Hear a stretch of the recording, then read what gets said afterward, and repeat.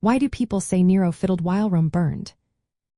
Imagine a city in chaos, flames licking the sky, and a ruler supposedly playing music as everything around him turns to ash.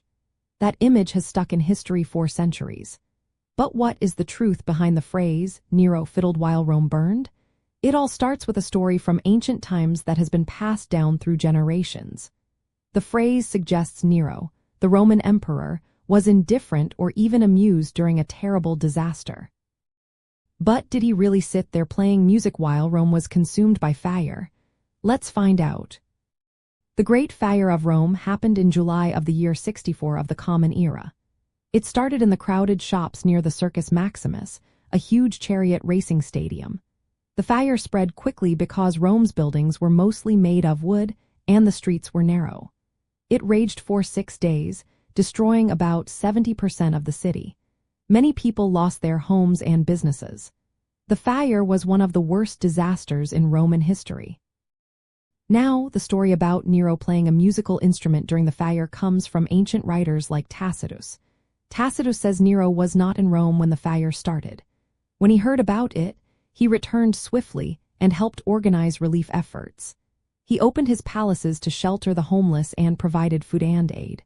So, he was not just sitting around doing nothing. But the rumor about him playing music during the fire grew over time. Why did this rumor spread?